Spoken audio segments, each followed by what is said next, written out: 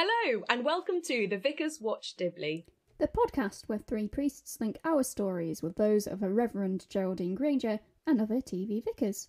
I'm Kate. I'm Jenny. And I'm Ruthie. This episode, we're talking about the radio with Dibley Live. We'll talk a bit about clergy life and we'll do a big conversation about being LGBTQI+.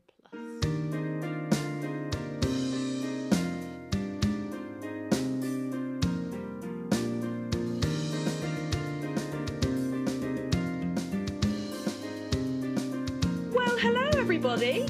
Hello. How are we all doing? We good? Yeah, enjoying the sunny weather.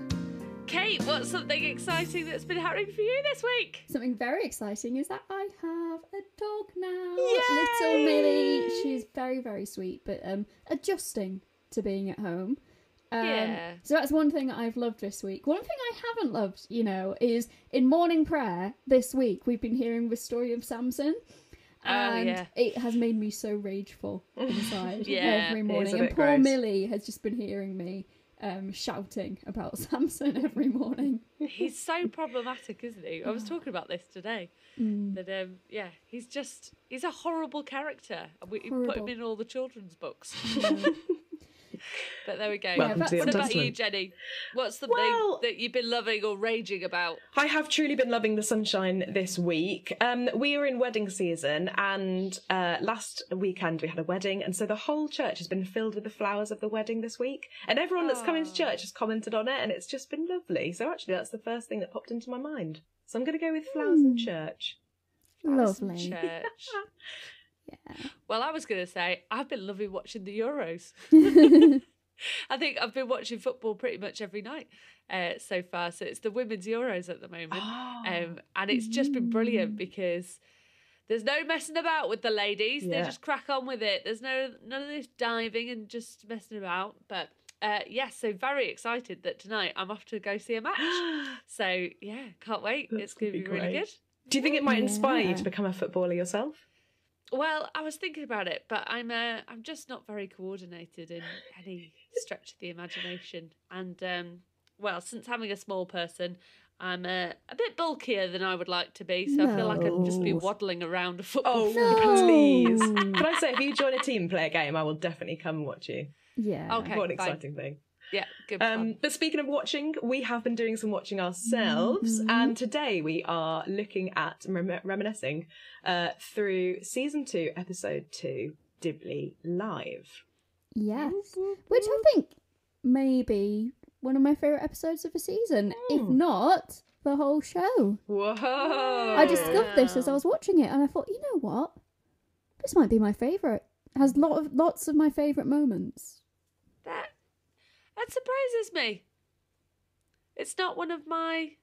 It's not in my... There's bits of it in my top, but I think that's just because I'm a soppy romantic. But... Yeah, because I felt last week that the episode was fairly uninteresting. Episode 1 of season 2. So we're all different. All different. And so we turn to our marvellous book, which has scripts, and we will crack on with this episode, beginning... as often is in the parish council. And they are discussing about entering a competition called the Best Kept Village. Do you know what? This actually not wounded me, but this raised some live issues for me, because actually in Elsbarton we are currently going through this process at the moment. So we are one of the villages in Northamptonshire going through this process, and I missed the day when the team came round, but I've heard that they were quite... observant about lots of little things. But apparently they were really impressed with the church and all the groups that we run. So that's one good thing. But yeah, this was giving me sweaty palms just listening to this. Yeah, it does remind me slightly of Midsummer Murders. There's an excellent episode with something like this. And is it Hot Fuzz? Yeah, Hot Fuzz. I was about to say it's very. Hot Fuzz. Yeah. Oh, I hate that. Oh, they're great and good. So groceries. Very creepy. But they decide it's too much work and they're not going to bother doing it. Yeah. So they move on from that and instead talk about what is the main theme for this whole episode is that Geraldine has got a licence to do a radio station for a week because it is the 650th anniversary of the Church of St Barnabas. It is. Which is a great celebration to have, and to do something cool for that. It is. And she makes a joke about the church being as old as Dame Esther Ranson, who I think many people probably don't really know who she is. She's not 650 years old, bless her. She is a journalist and TV presenter, well known for presenting a magazine-style show called That's Life on the BBC from 1973 to 1994. But perhaps I think most relevant for us is that she founded Childline and the Silver Line, which is sort of like the older aged equivalent. Oh, never heard of Silver Line. Yes, neither had I till I did this research. Wow, good but there we go. Good fact work. I did not know that. Good facting. Very nice. So, as she does this, and we hear the rest of the council's responses, and one of the best quotes from Hugo, "Bravo, Mrs. God." And I mean, just as the Best Kept Village brought up issues for you, Jenny, this gave me a little bit of a flashback to when I had a go at online dating, dipping my toe in the pool. And one guy who I was talking to a little bit at the time, when I revealed to him that I was a vicar, because I didn't like to put it on my profile, just because it causes so many issues. But anyway, I revealed it to this guy who I was sort of in casual conversation with, and he said, "But aren't you married to God?"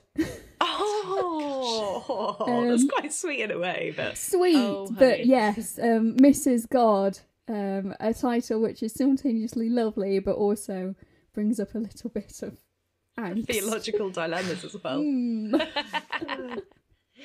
Yeah, and that's more of a if you're a nun thing, isn't it? Yeah, and that's what I explained to him.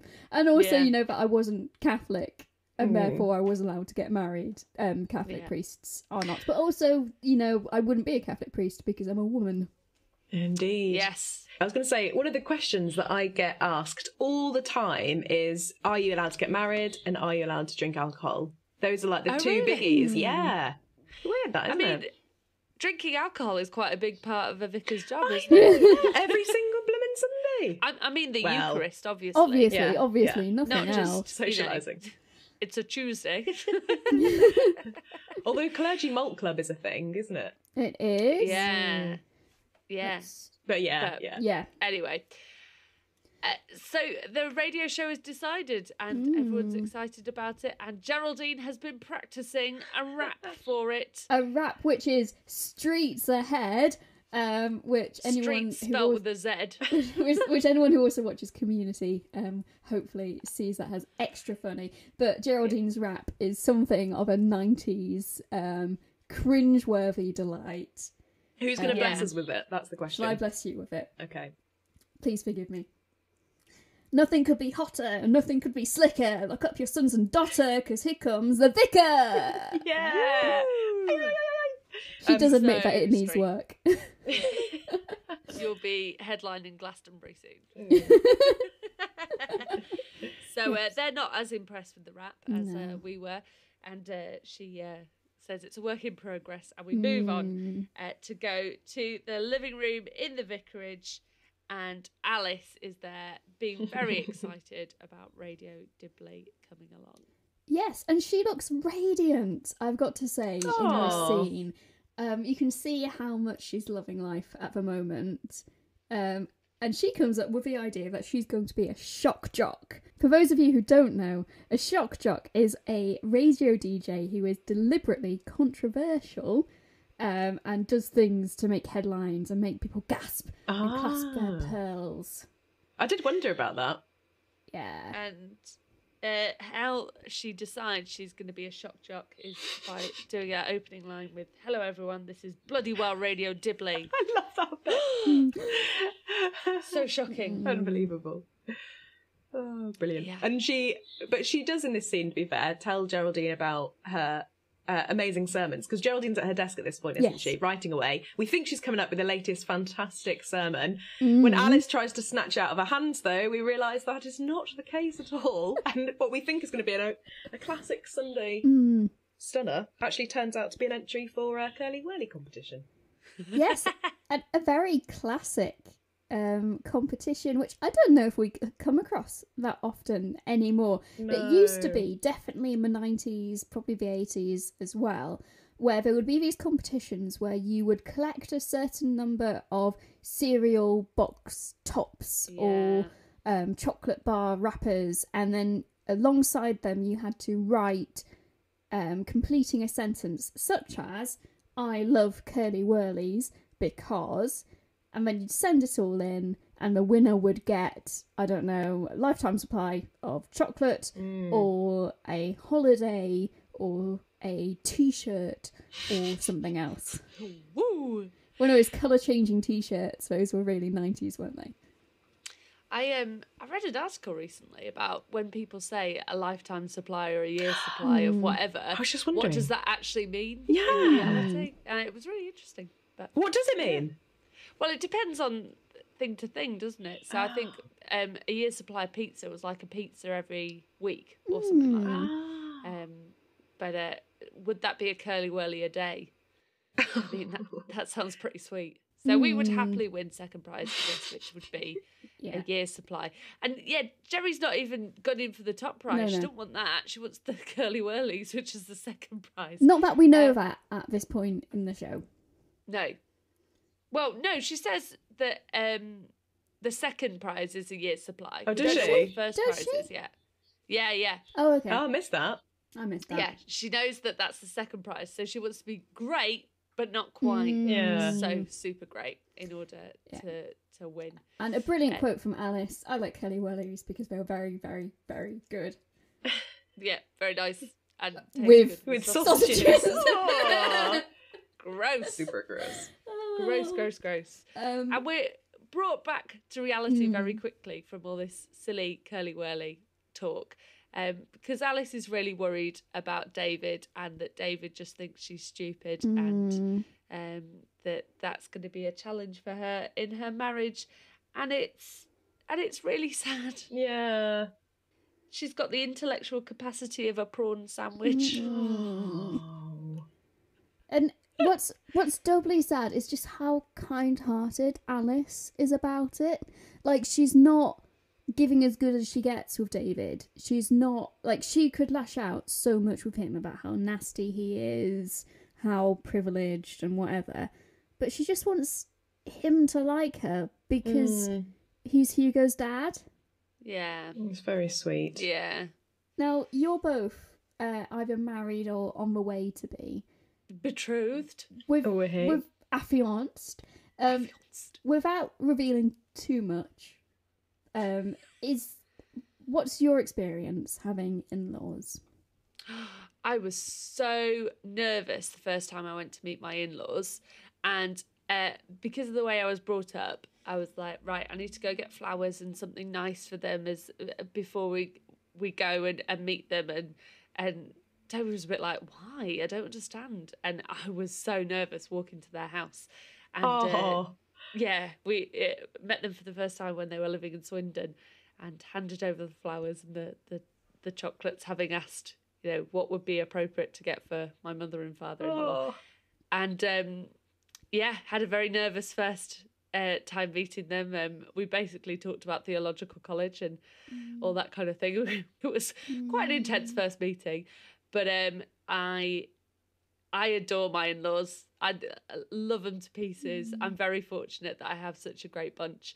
So the football that I'm going to tonight was a Father's Day present for both our dads. And so both our dads are coming over to come and watch that. So I've had a really good experience with in-laws. Yeah. But it's a funny thing meeting them, because you think families work in the same way, and they really don't. That's so true. Everyone does the same thing. But what about you, Jenny? How was meeting your in-laws for the first time? Well, the first time I met my in-laws was actually round a hospital bed. So my now fiance had an accident when he had gone to Bali, and it turns out basically he'd fallen over and bumped his leg. So it's a bit of a shame really, because that's quite an innocent thing to do. But to cut a long story short, it got really heavily infected and it turned into cellulitis. I had to actually it happened on a Sunday morning, so it's quite terrible. I had to rush him to a local hospital. Anyway, to cut a long story short, I was with him, and obviously we called his parents because it sort of started to turn a little bit serious. So yeah, the first time I met them, I was round his hospital bed getting all worried, and then I had the double worry of meeting them for the first time. But they were so lovely and really put me at ease. And I remember really clearly going to their house to sort of visit him while he was recovering, which was about a 2-hour drive away. And his dad got down loads of photo albums, and a little bit similar to you actually, was showing me about his life and his work and his career and the family. And I was and I have this little hope, because basically the way my family runs and the way their family runs is quite different. So I grew up in a single parent family, nothing traditional about it. Whether my fiance's family are more traditional in that sense, perhaps, and they work in a different way, and they parent in a different way as well. But I've actually, it's been a real blessing. And they are phenomenal people. They're very active, and I'm really looking forward to the wedding day when I finally get their name and I can be part of their family as well. I do actually feel quite excited about that. But I know that maybe sounds a bit soppy. I'm sad to leave my maiden name as well, but yeah, joining in with them officially, I'm excited about that. Is that what you're doing? You're going to go for his name as well? I am indeed, I took their family name, which is a little bit surprising for me, but I kept my maiden name as a middle name. Yeah, so cute. But I mean, my surname's Gibbons now, and that's just hilarious and brilliant. So so good. I have to say, the new name that I'll be under is Bland, which is slightly unfortunate, because I think if you were a bunch of primary school children, they said, the Reverend Bland is coming in, you'd be like, no. But then hopefully they get a nice surprise when a big smile walks through the door. I don't know. But... Here comes the bland vicar. Yeah, exactly. Which is the opposite of what you are, Jenny. You cutie. But there we go. In-laws are wonderful. Most of the time, the joke about the mother-in-law is sometimes relevant. But yeah, I'm sure there's always going to be trying times, because that's exactly what family is about. Family dynamics are tough. It's something we'll touch on a little bit later, when sort of how you would expect your spouse to support you if your in-laws are being difficult or not. But we'll touch on that a bit later. Yes. So we head after this back to the parish council, and they are going through the schedule for the radio show after giving all the different ideas, including Desert Island Desks, which terrible would have been a great show.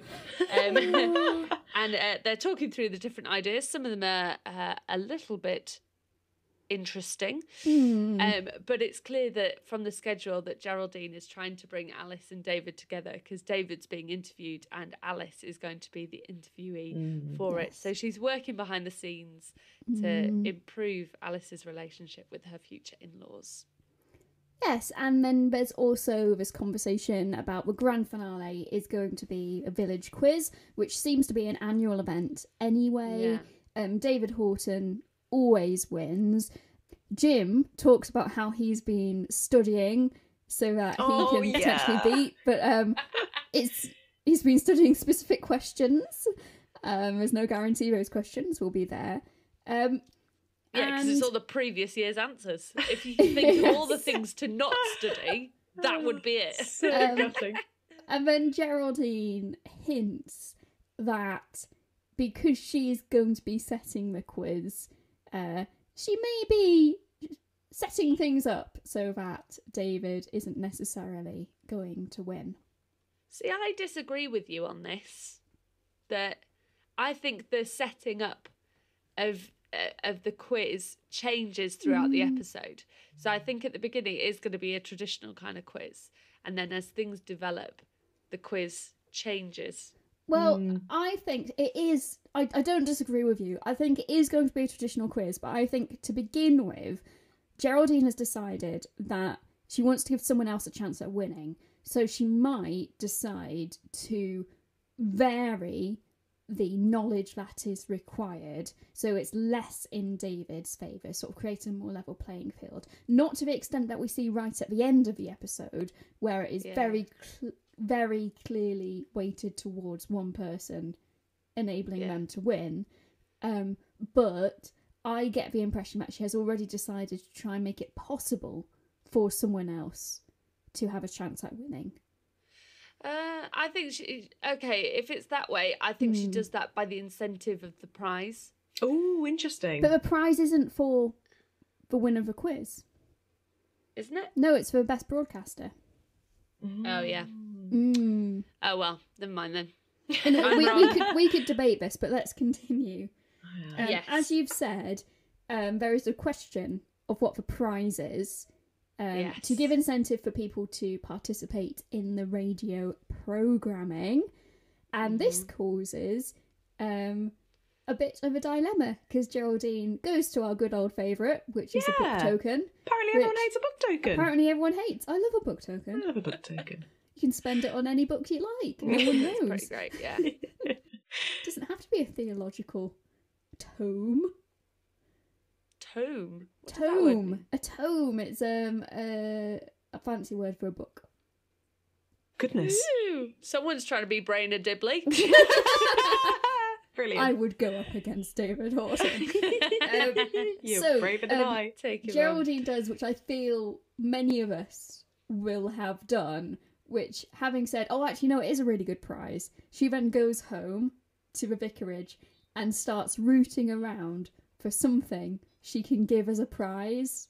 She has a box of and the first thing we see in the things. box is a Black Sabbath record. Ooh. And I'm sold.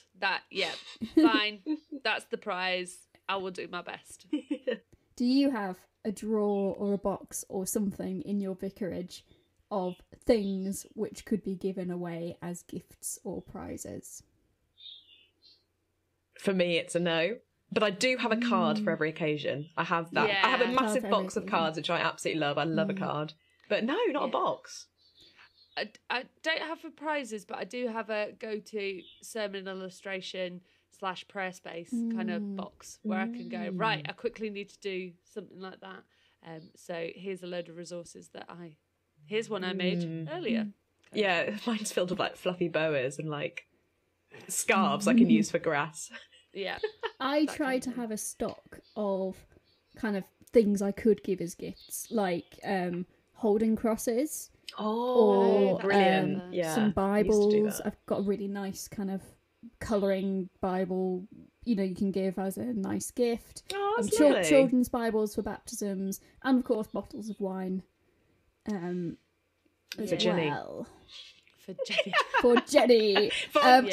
And lots of flowers in the garden. I try to take bunches of flowers when I visit people. What, do you That's pick yourself lovely. from your own vicarage garden? Oh, that is next level ministry. Very That's nice. lovely. What a romantic thing to do. That is, for me, that is Austen era vicar extraordinaire. I shall pick a few blooms in my garden before I visit Mrs. Smith this afternoon. That's more Austen era vicar's taken wife, ill. I'd say. But yes. If Love Mr. it. Collins rocked up to your door with a bunch of flowers, you'd slam the door in his face. No, you take the flowers first. True honestly. story. I don't Get know. it right. Anyway, But Alice has been working on her questions we hear for David, which is so sweet. She's clearly putting effort into thinking about how to interview him, and she's, using Sir as a title and all this kind of stuff. And it starts off as a brilliant question about, if you were to meet any character in fiction, you think, great question. And then she adds, what Womble would it be? And obviously the answer's Orinoco, but yeah, Orinoco. yeah. I got nothing. Another one of my favourite quotes from Vicar of Dibley. As I said, there's just so many parts of this episode when I'm like, oh yeah, that's one of my favourite quotes. I love it. That is good. And the Wombles are great. Yeah. And then the phone rings. Yes. And Geraldine has not won the second prize. Oh. She's won the first prize. Talking about Curly Wurlys has orgasmic, apparently. Apparently, yeah. Holiday to Disneyland Paris. Would you sacrifice this prize? Absolutely not. No. I would just say it includes £500 spending money as well. Yeah. So I feel like even today, like 100 years later when this filmed, or close to 30 years. Oh my 30, goodness. 300. No, just kidding. Yeah. that would still be such an epic prize today. So what would you say, Kate? Would we give it away or not? Would you give this up? Because affording holidays as clergy, and like proper holidays, not vicarage swaps or going to stay with family, but a holiday not only away but abroad, a prime destination like Disneyland, it's not really in the budget. Like, you have to save up. Like, if you're saving up yourself, it could be once every 3 or 4 years. But I've known cleargy who their parishes will give them a holiday. Whoa! As like a way to get which away. parish, sorry? Whereabouts is this? Or there's a charity called the Clergy Support Trust who they do we love them. grant for a holiday. Oh, really? That's Good. awesome. There are systems in place to help support clergy because affording a proper holiday is difficult and getting away is so important. Yeah. We're doing a holiday from home this year just because with everything that's going up with prices and things like that, and we are going to go stay with in-laws and my parents for a bit of it as well because we like going away to a cottage or something like that. I mean, we never go abroad. I think we've been abroad once, and that was for a wedding.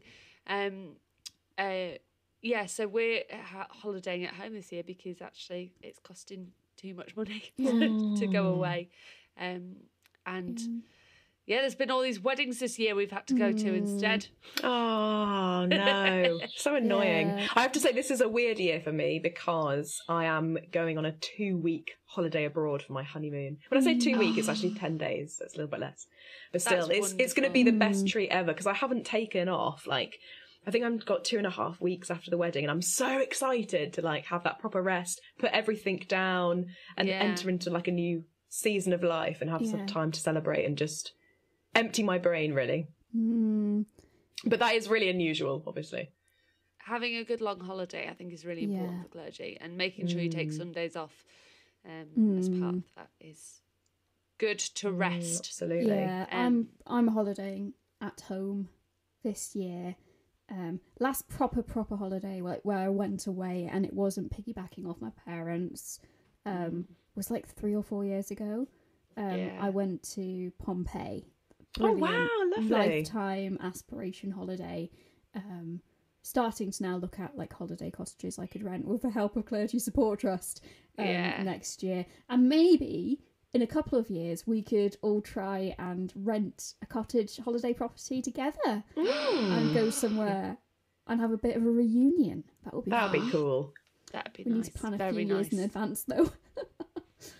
Maybe we need to start a Patreon. Then we'll get the money for a holiday. Send the Vicars Watch Dibley on holiday.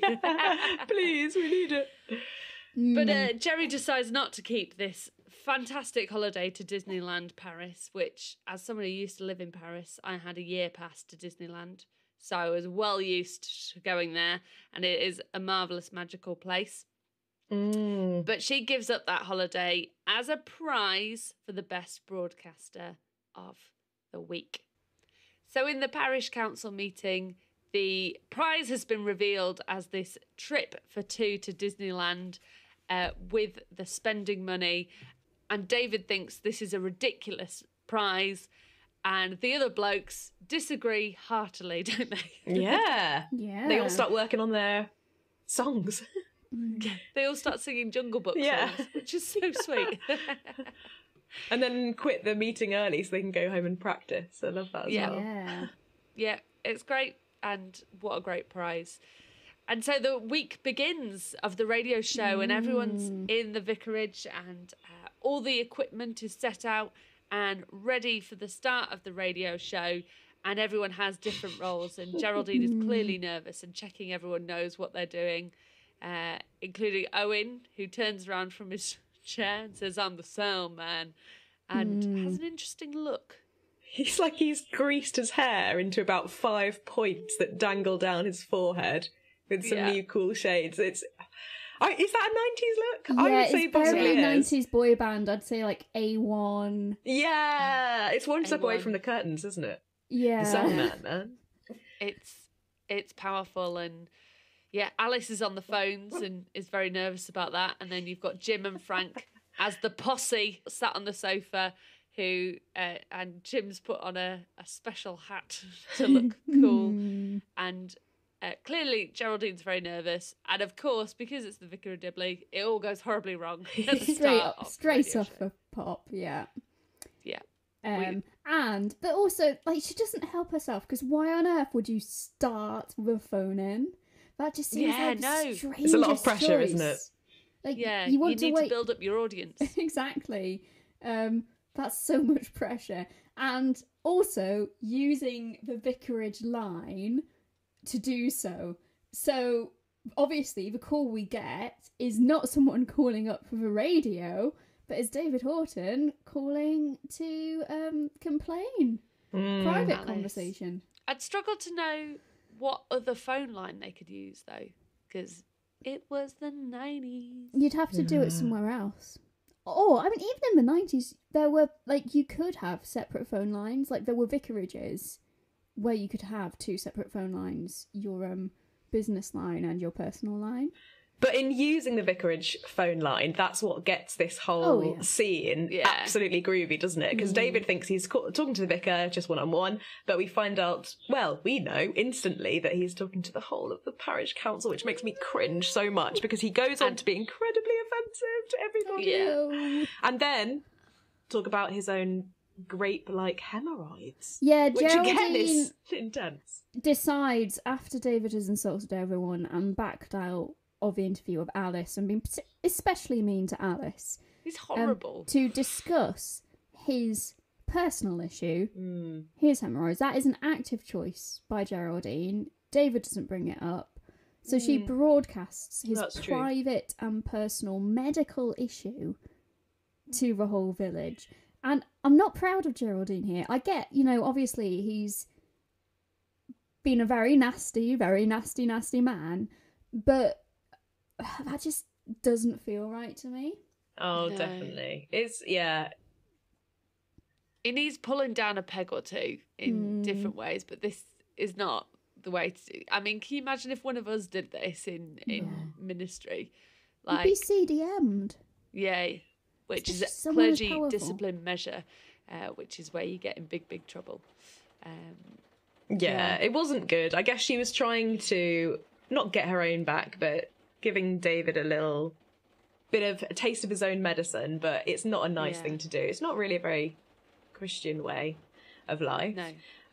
But then he pretends to be Rory Bremner, and then he fools everybody. Yeah. And they were like, I'm in that Rory. So there we go. Anyway, he might have got away with it this time. I think, though, this potentially makes Geraldine even more, like, gives her even more ammunition to make sure that when the quiz night comes, Alice has a bit of a foundation or a bit of a platform to stand on. Then we move into the kitchen, where Alice has decided that the way she's going to prove that she does not have the intellectual capacity of a prawn sandwich, in fact, it is a much greater capacity than a prawn sandwich, is that she's going to take on David for the Brain of Dibley quiz, which Geraldine initially just laughs at and then realises that Alice is being serious. Yeah. So then we cut to Hugo doing his show in a very un-Hugo-like outfit, I feel. I mean, it's stupendous. I would wear this outfit. Can you describe it for our listeners, please? Leather trousers. Well, it's got a very... Is this a shirt? Is it leopard print at this point? A leopard print waistcoat. A band T-shirt, I think. It's got a jazzy shirt on top of that and leather trousers. Oh, that is a look. I mean, I've not worn the leopard print waistcoat, but pretty much everything else, yes. You know, it reminds me of, remember when we had that discussion about whether vicars can be cool? And Jenny, you started talking about surfers. That's and it kind of feels like that kind of Hugo's thought, what is being cool? Yeah, who is cool? What does so a cool true. person wear? Yeah, leather, a leopard print. Yeah, and this kind of voice as well. Yes, indeed. Yeah. So Geraldine comes in as he finishes, and she's decided, look, I need to talk to Hugo about how David is treating Alice, because Hugo needs to stand up to David. Yeah. And this is so important, like, for Hugo to be a good partner.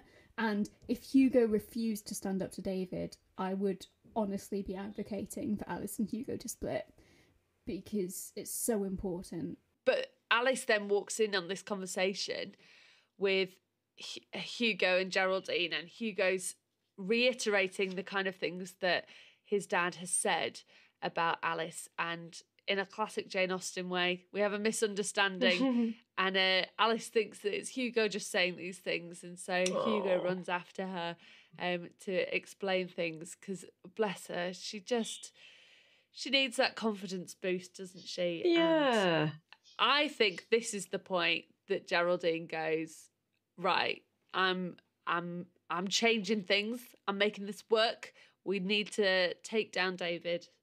Enough's enough. Enough's enough, and do something to help Alice. Yeah, definitely. Yes, and so Hugo goes to make a point to his father about the fact that he needs to be nicer to Alice, and he says, I'm fed up of this, what you're doing to Alice. And he does a good thing, actually. Yeah. And another one of my favourite quotes, Hugo says, there's more to life than being clever. There's being good, true, and loving. Yeah, this so reminds me of, like, Wednesday just gone, we looked at that Bible reading that is Jesus saying, I'm so pleased, God, that you have given what you've given to us, not to the wise and the intelligent, but to those who are like little children, who just receive it and are open. And this when I was watching it, it really reminded me of that actually it's the pureness and the openness, isn't it, that God's interested in. I love that. Yeah. And it's just, I'm so proud of Hugo and disappointed in David, because although David says, I've accepted that you will marry this woman, then goes off on a really nasty rant about how she's a genetic throwback. Blech. You're a genetic throwback, David. Tough stuff. Oh, bless. And actually, that's something that I kind of talk about sometimes in my wedding, service, is that actually today you form a new family, and actually you've already kind of started forming that family in your relationship, but actually your priority is your spouse, and actually they need to come first. And yes, family members will influence and all that kind of thing, but actually, you are loyal and honest to each other, and that's your first priority. It's so important to protect and safeguard your marriage. Both partners. Yeah. So David leaves. Oh, goodness me. And Hugo's really upset. So he picks up his teddy and he turns on the radio, knowing that the radio cheers him up. But we have Frank Pickle Hour, and so he turns the radio back off again. Cut to the vicarage. And it is the beginning of the Frank Pickle Hour.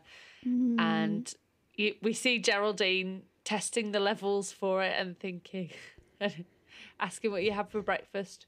Toast. So I'm trying to think something more out there, be adventurous. Yeah. 2 pieces of toast. Toast. Oh, dear. Yes, exactly. And you see her settle down on the sofa, and you know what? Props to her for sticking around. yeah, Because some people would just I'll just pop out pop for a bit. out, go make a cup of tea, go have a lie down. So Geraldine settles herself down on the sofa, ready for the Frank Pickle Hour, probably thinking that she's going to be bored and this is going to be awful and she's just going to have to endure it.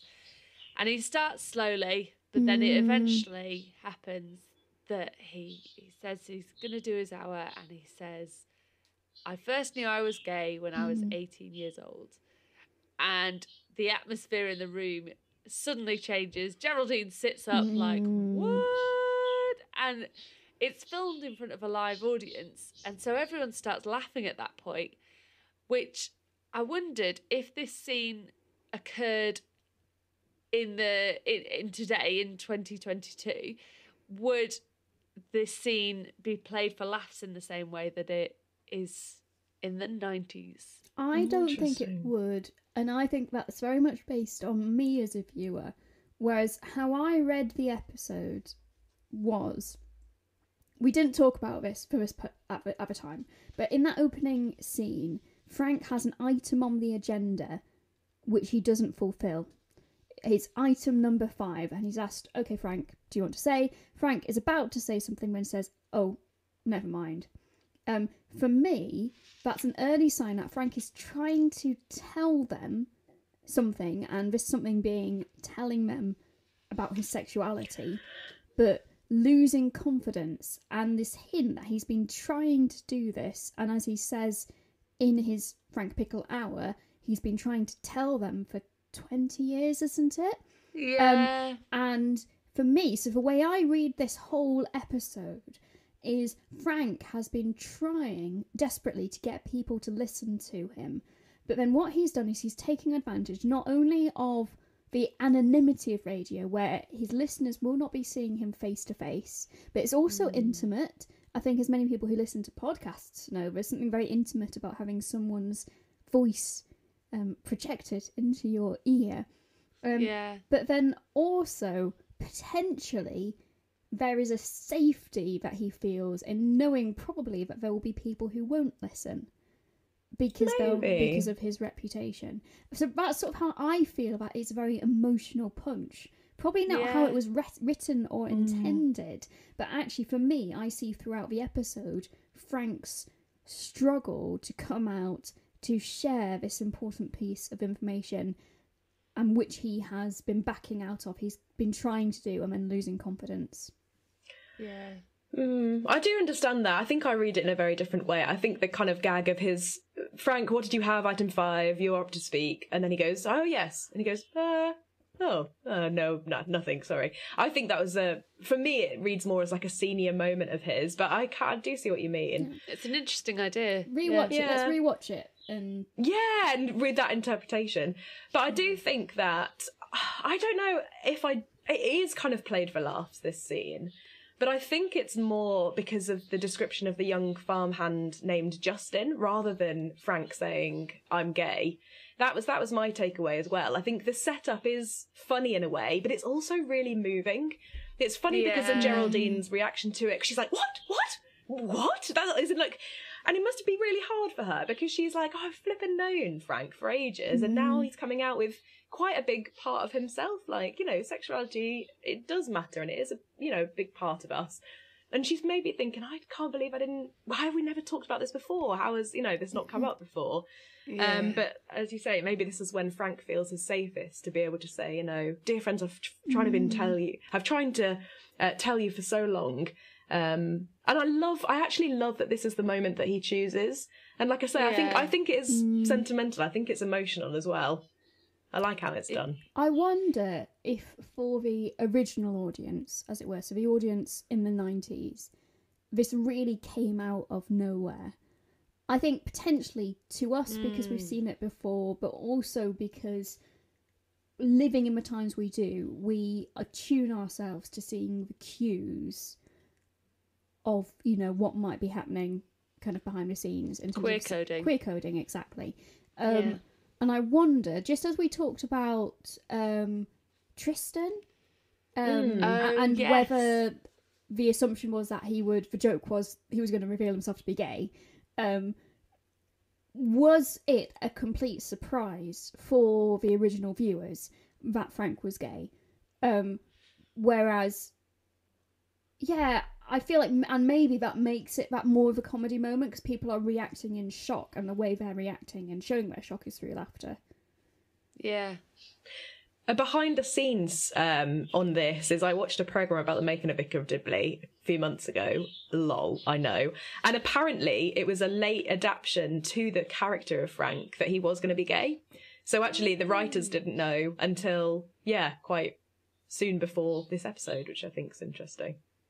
So in previous episodes, we've had Frank and Jim like joking about girls and Owen as part of that, and talked about fancying girls and things like that, which for lots of people who I know who identify as LGBT or queer or however they choose to identify themselves, those are often used as kind of mechanisms to protect yourself from being openly known as queer in whatever shape that might be.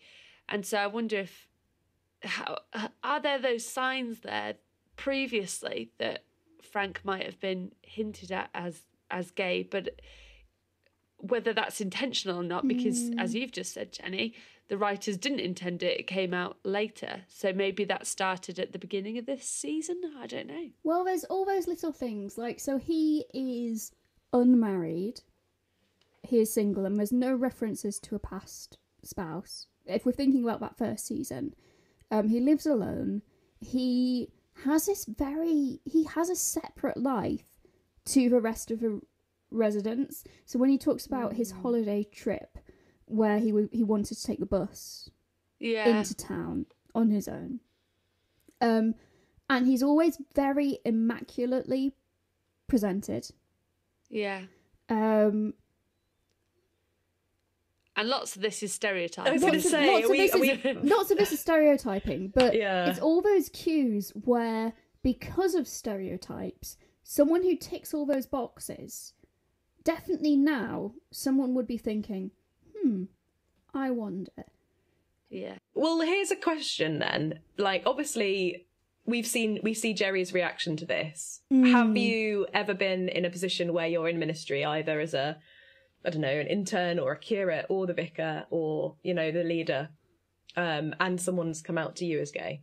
And if so, or if hypothetically that happened, or same-sex attracted, how would you deal with it?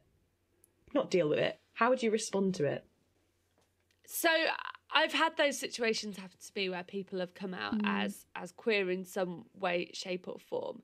And I think about how I used to think theologically, and I am ashamed at the way of sometimes that I have acted and the way that I have responded. So I've gone on a real journey of how I now see LGBT people, and I at the very beginning, I think I was always kind of taught through church that actually, if you're gay, and actually they only would have spoken about being gay or a lesbian or same-sex attracted, where there's a whole spectrum as part of this, that it wasn't the case that you were condemned by God or anything like that, but because that was part of who you are, there were expectations on your life that you would remain single and celibate because you were same-sex attracted. And I think there was an expectation as well in, if you were in any form of leadership with that, actually, if you were queer in some way, you wouldn't be in any form of leadership. I think that's how I was kind of taught initially. I now think very differently and have been on a whole journey with this. And I think that's one of the really important things to do with that. Yeah, and I think, so I seem to have always had queer friends in one way or another since, puberty. Whereas at secondary school, I had a lot of friends who identified as queer in one way or another, friends who felt that they could come out to me, where I was really openly Christian, but I had friends who felt that it was safe to talk to me about being queer, LGBT, even though I don't identify as LGBT. And that has continued, I feel, where I think, like you, Ruthie, I've been on a journey, whereas I've always been friends with and welcoming and accepting and affirming of people who are LGBT, who are queer. Partly to do with my upbringing. I think my parents have been really good about talking about these issues with me, particularly because I fell in with quite a conservative youth group as a teenager, and they really wanted to make sure that I had a breadth of theological resource to draw on. And it's, I too, you know, I remember conversations I had with friends because I was in a teaching regime that told me that LGBT people had to be celibate, where I look back on some of the things I might have said where even though I was supportive, maybe I wasn't in the right way. But I think it's a journey, and particularly when we have traditions that are so counter to experience. Yeah, and it's one of the joys and challenges of being part of the Church of England is the diversity and breadth of it, is that you will have people on one end who think a certain way, so may say, yep, you might be queer as just part of who you are, but you have to be celibate and all this kind of stuff, and you can't be involved in active ministry and that kind of thing. Whereas at the other end, you'll have people going, do you know what? You are loved and affirmed and wonderful by God, and you should be able to be in a relationship. You should be able to be married. You should, all these different things. And there are very different ends of the spectrum. And the challenge of that is holding that all together, which is something that the church, especially here in England, is struggling with at the moment. And there's this big project going on at the moment called Living in Love and Faith, where they're trying to hear feedback of how people actually think now about LGBTQI plus issues. What will come from that, we will see. Yeah. I love how they're encouraging churches to talk about this in groups, because there's actually like courses and like manuals you can get. Our deanery is having an open conversation with it as well, which I think is really positive, actually, really encouraging. The problem is the loudest voices with money behind them are the more conservative voices, and they've been really outspoken against living in love and faith. And then on the other side, there's a huge pressure on queer LGBT people to make themselves vulnerable in the process, and this has been recurring for quite a while with lots of different initiatives actually. And there was shared conversations before Living in Love and Faith where people made themselves incredibly vulnerable, sharing their experience of pain and trauma, because people are incredibly hurt by experiences and the way church and Christians have treated them. And then there's been very little progress or a sense that they've actually been listened to, or that their vulnerability has been valued. Well, I was gonna bring it back to the vicarage actually, and I was gonna say this has been something that Frank has done. Like you said, Kate, he's been really vulnerable. He's been very open. He's really owned his sexuality, and he's done it very publicly as well. And what I love is how supportive Geraldine is. Like, she listens. Yes, she reacts, which isn't always helpful perhaps, but then she's really supportive. And I think that's just so important as leaders and vicars. And I think it's something, although we've had different journeys, perhaps something we can all definitely agree on.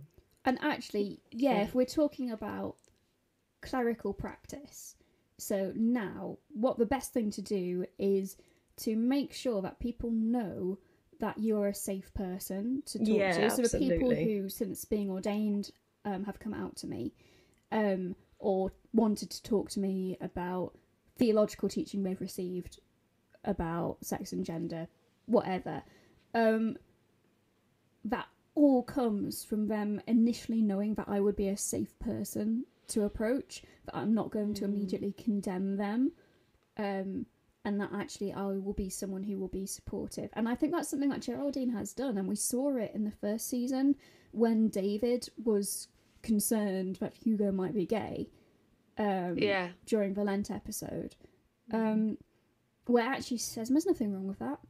And I get the impression that this is something she's just sprinkled around, like the sower scattering the seed. Which is quite progressive for the 90s. 94 when this comes out, because actually there was the big AIDS crisis in the 80s that will be fresh in people's memories.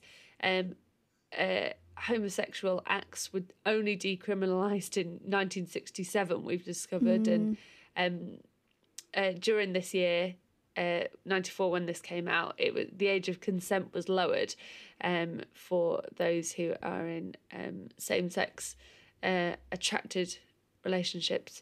I always worry as well with part of this that I'm getting the terminology wrong, because it keeps changing, and that's something that we keep having to learn as well. And the way that we talk about things, like we used to talk about transvestites, and actually, you know, some people might identify with that, and that's fine for them to say that, but actually in general it's frowned upon now as a term. And you know, queer used to be a slur, but now it's something that's being owned by the queer community. And yeah, being that safe space is so important,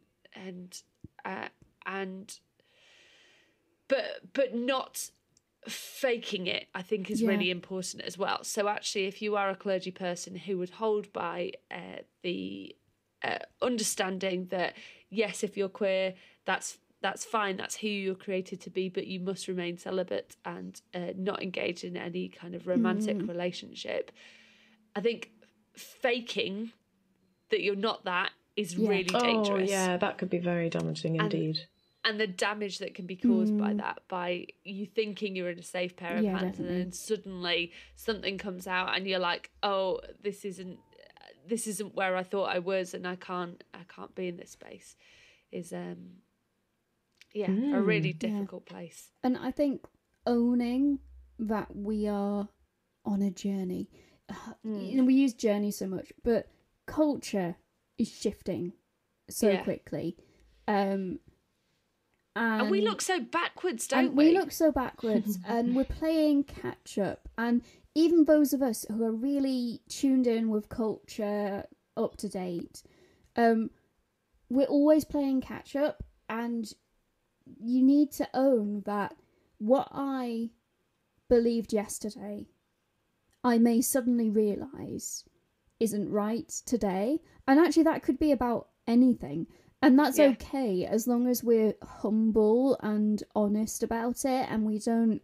dig our heels in. Yeah, I definitely resonate with that. And I think it's good for the Christian to say, yes, that's very possible, because the Holy Spirit is continually at work. Because sometimes it could sound like, oh, you could change your beliefs like when the wind blows, depending on culture. And I don't think that's what we're saying. No. It's by saying, actually, you know, the Bible says, you know, we have to reinterpret scripture for every generation. And actually a part of that is to pick up our Bibles and pray with all intention that actually whatever we face and whatever comes up in the world, that we will be able to speak and, I don't know, say something that's of worth and importance, and of relevance as well. Our God is a relevant God who wants to know us and love us and support us and also transform us. And I think that where the changes come in our beliefs, we have to, you know, check and be reminded and give thanks that actually that's God at work within us, not just, you know, we're changing because we want to be relevant, or we're sticking to something because we're, you know, and that's a hard work, which is why I guess LLF, the Living in Love and Faith project, is brilliant and hopefully diverse enough to include, you know, churches on the ground, more senior leaders in the Church of England, you know, and people around the world as well, the Anglican Communion. What the big takeaway is that what we need is a more diverse range of voices. Should we go back, because we know that Geraldine is supportive. It seems that she is incredibly proud, but obviously now there's the hard work of finding out what the rest of Dibley Parish Council make of Frank's talking show. And no doubt, oh my goodness, bless him, he must be so nervous ahead of this meeting as it begins. And there he is in the Parish Council room with Geraldine. They haven't quite started the meeting yet, and everyone's pouring in. And actually, the first comment is from Owen. Oh, well done, mate.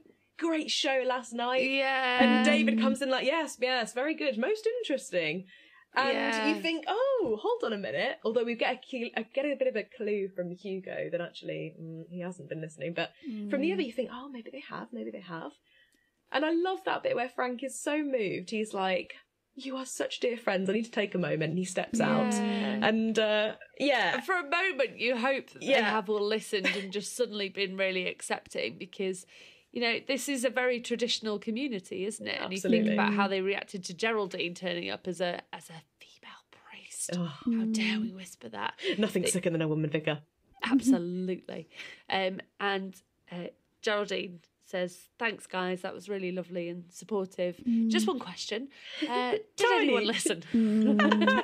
And they all admit that they hadn't listened to the radio show. And so no one in the parish council heard Frank's revelation yesterday. They're all a bit bemused why he got so emotional. And Frank makes a grand re-entrance. He's changed his jacket to a lovely pink jacket as a symbol that he finally feels he can be himself and express himself the way he wants. And although none of the other members of the parish council actually listened, I wonder if this just is one of those cues for them, because you do see just a slight double take from David. Yes, definitely. Oh, maybe.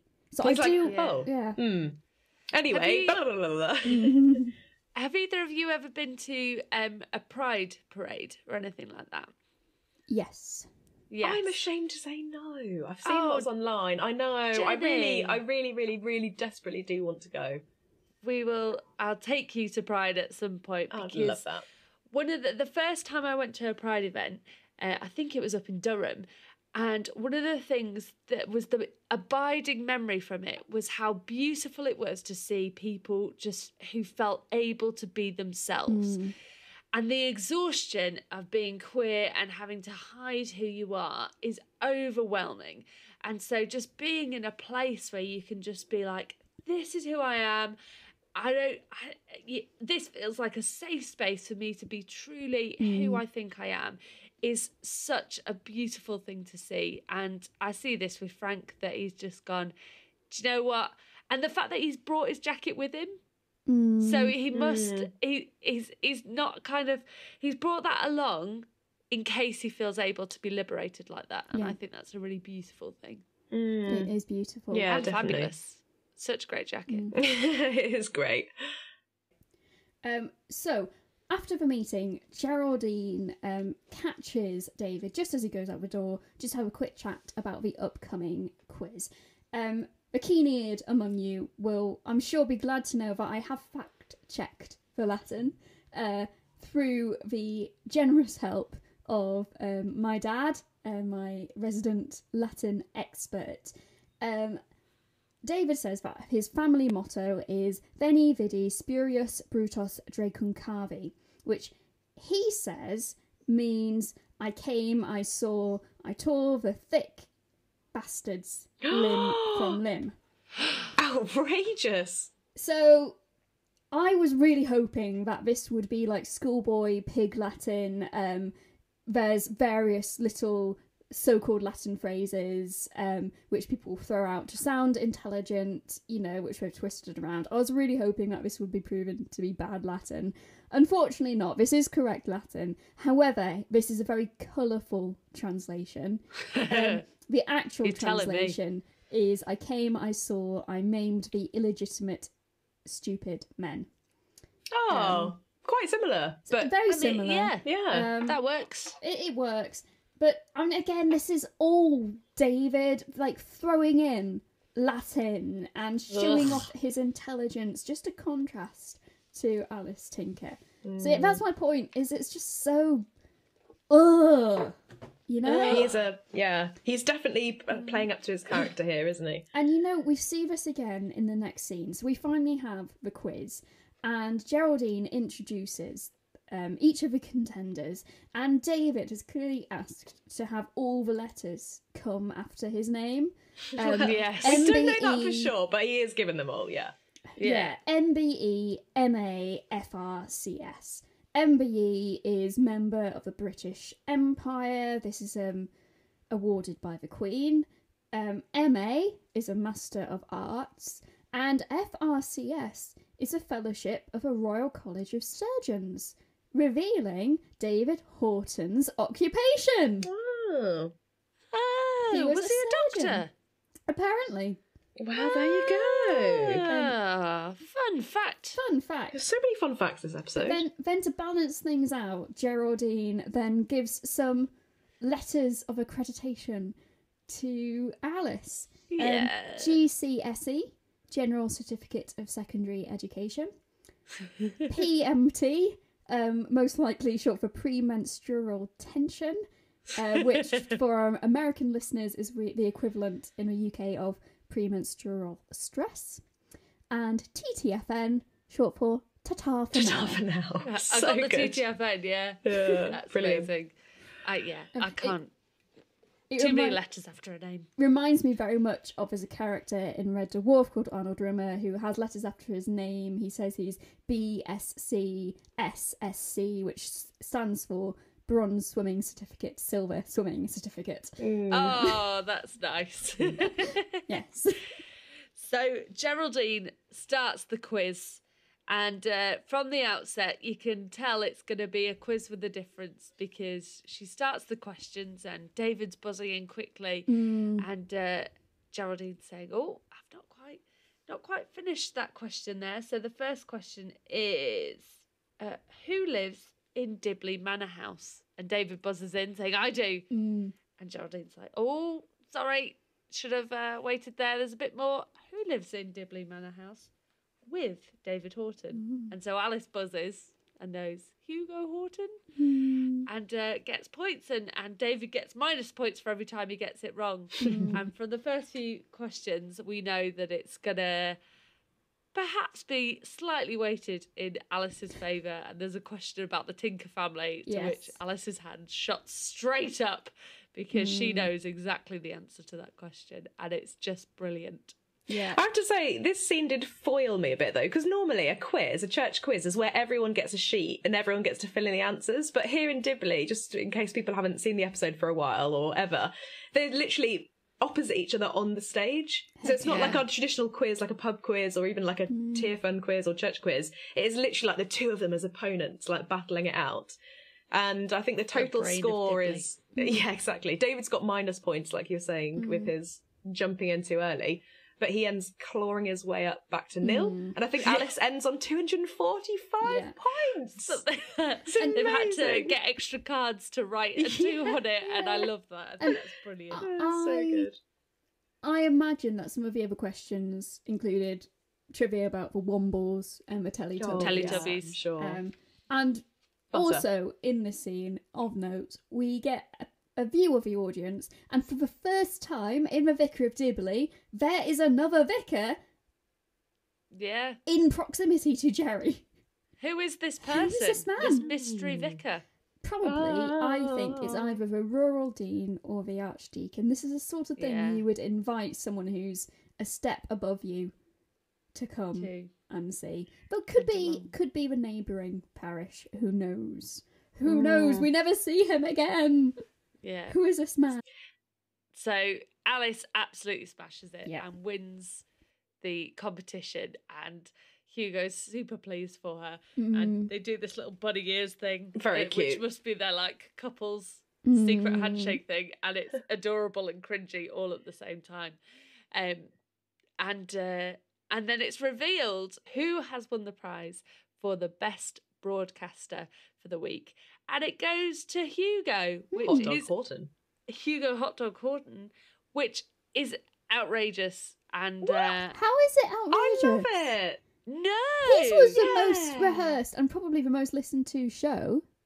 Yeah, but he plays the song "Naked" by Louise Oh, for actually, a bloke whose you're wife's just right. died. Oh, I'd forgotten that that's bit. a point, Yeah, you're right. That is outrageous then.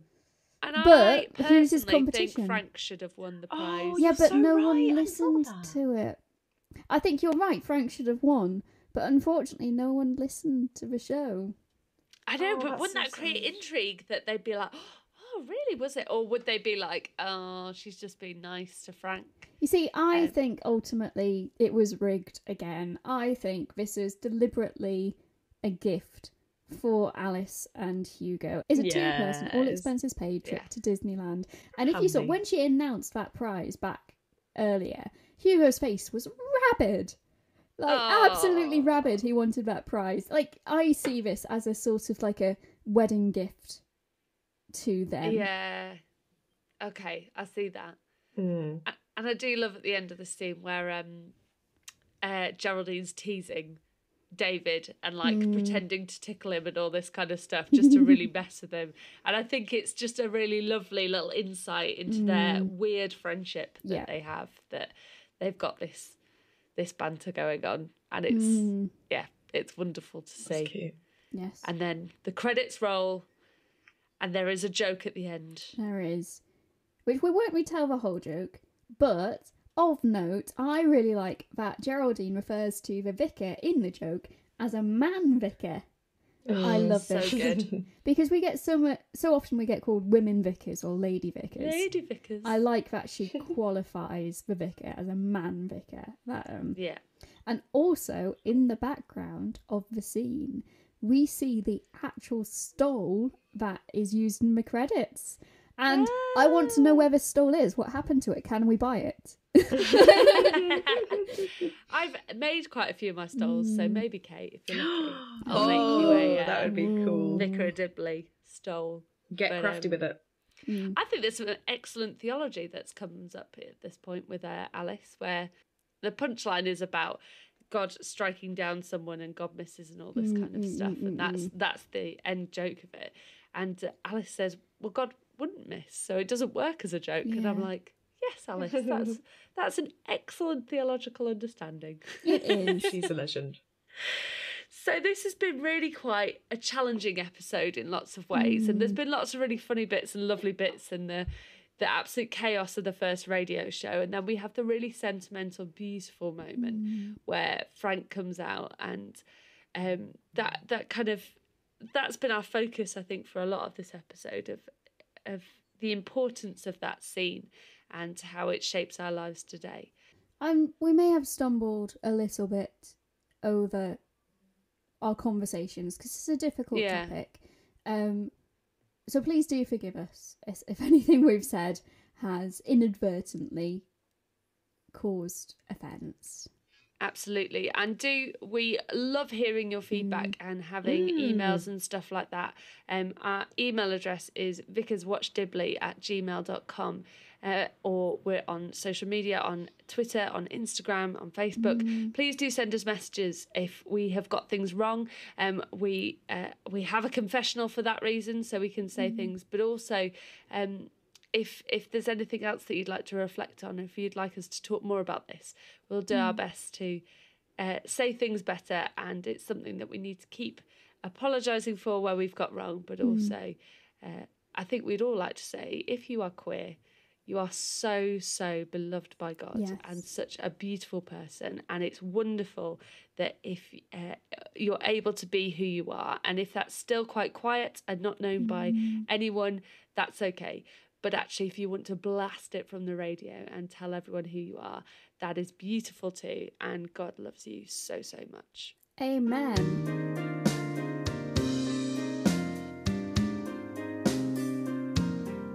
We hope you've enjoyed this episode of Vicars Watch Dibley. Thank you to Toby for editing our ramblings. Any views expressed in this podcast are our own and don't necessarily represent those of the Church of England or any other organisations with which we are affiliated. And as always, bless you for listening. Bilbo Baggins seemed surprised to hear Don't Stop Believing on the radio. It was an unexpected journey. That's a good one. I like that one.